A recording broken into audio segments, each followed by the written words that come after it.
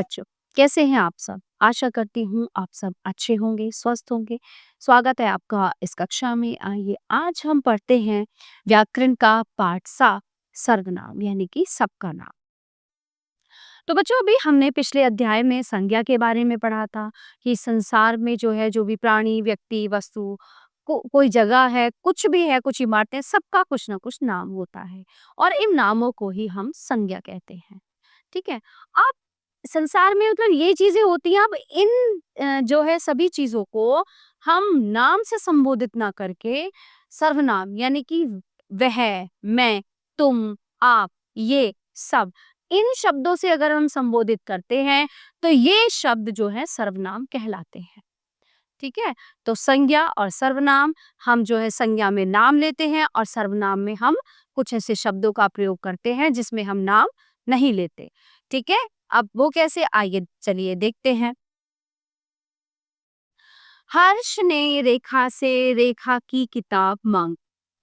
अब रेखा ने रेखा की किताब देने से मना कर दिया और रेखा बोली कि रेखा को भी पढ़ना है।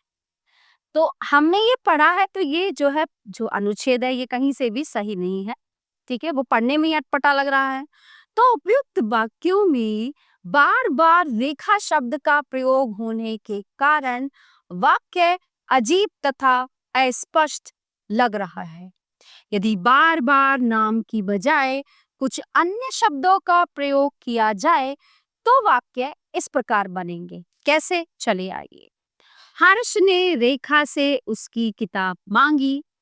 उसने अपनी किताब देने से मना कर दिया और वो बोली कि उसे भी पढ़ना है ना। तो बच्चों अब आप ये देखो, उसकी, उसने, अपनी, वह और उसे।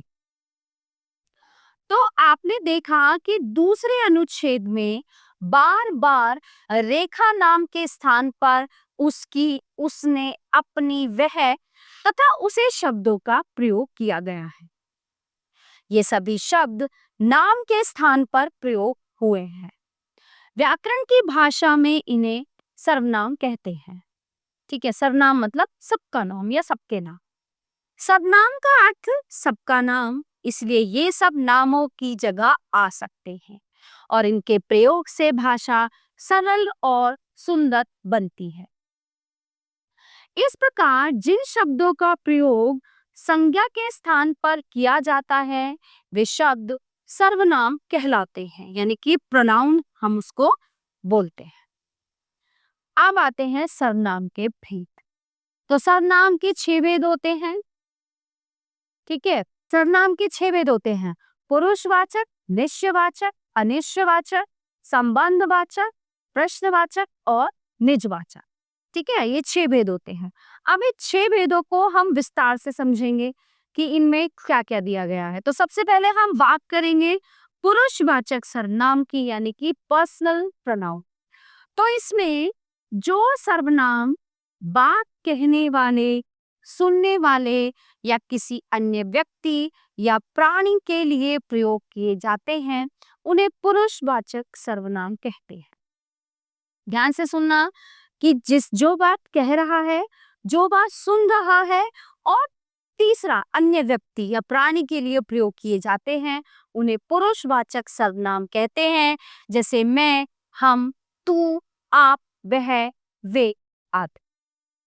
पुरुषवाचक सर्वनाम के 3 उपभेद हैं: उत्तम पुरुष, मध्यम पुरुष और अन्य पुरुष, यानी कि फर्स्ट पर्सन, सेकंड पर्सन और थर्ड पर्सन। अब फर्स्ट पर्सन का क्या मतलब है कि बात का कहने वाला अपने लिए जिन सर्वनामों का प्रयोग करता है उन्हें उत्तम पुरुष कहते हैं। तो बात का कहने वाला अपने लिए जिन सर्वनामों का प्रयोग करता है उन्हें उत्तम पुरुष कहते हैं, जैसे मैं, हम। फिर आता है मध्यम पुरुष। जिन सर्वनामों का प्रयोग बात को सुनने वाले के लिए किया जाता है उन्हें मध्यम पुरुष कहते हैं, जैसे तुम, तू, आओ। अन्य पुरुष यानी थर्ड पर्सन, जिसके बारे में बात की जाती है उसके लिए जो सर्वनाम प्रयोग होते हैं उन्हें अन्य पुरुष कहते हैं, जैसे वह, वे, उसने। ठीक है, ये बात हुई पुरुषवाचक सर्वनाम की। अब हम नंबर 2 निश्चयवाचक सर्वनाम। ठीक है, निश्चय मतलब कि हमें कोई डाउट नहीं है, हम श्योर हैं, हम निश्चय से ये बात कह सकते हैं। तो जो सर्वनाम पास या दूर की वस्तु या व्यक्ति की ओर निश्चित संकेत करते हैं, उन्हें निश्चयवाचक सर्वनाम कहते हैं।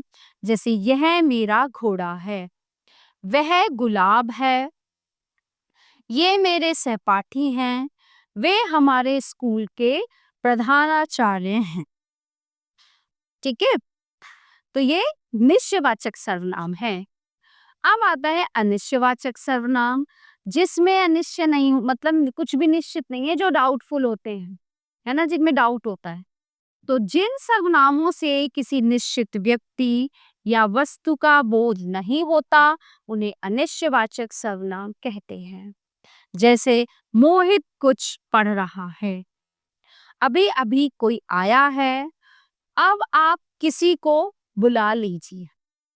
ठीक है, कुछ, कोई, किसी, तो इसमें डाउट आ रहा है ना।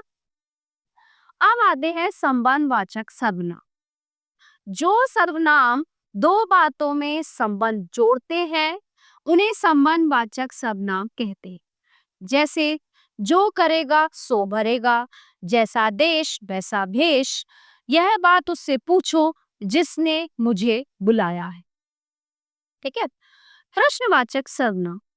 जिन सर्वनामों का प्रयोग प्रश्न पूछने के लिए किया जाता है, उन्हें प्रश्नवाचक सर्वनाम कहते हैं। जैसे इस बोरी में क्या है, उस कमरे में कौन है, तुम्हें यहाँ किसने बुलाया है। अब आता है निजवाचक। निजवाचक यानी कि मैं, स्वयं।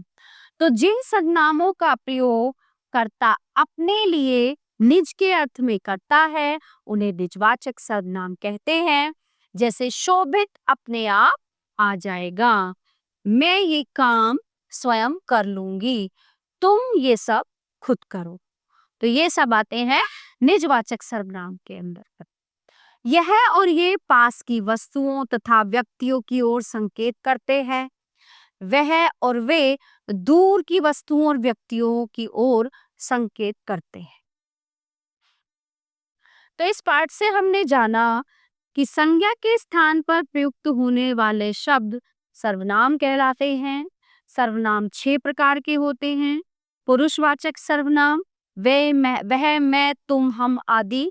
निश्चयवाचक सर्वनाम, यह, वह, वे, ये आदि। अनिश्चयवाचक सर्वनाम, कोई, कुछ, किसका, किसने आदि। संबंधवाचक सर्वनाम, जो, सो, जैसा, वैसा आदि। प्रश्नवाचक सर्वनाम, क्या, कौन, किसे आदि। निजवाचक सर्वनाम, स्वयं, अपने आप आदि। तो प्यारे बच्चों, ये पाठ यहीं पे समाप्त होता है। आशा करती हूँ आपको अच्छे से समझ आया होगा। मिलते हैं अगली कक्षा में। धन्यवाद।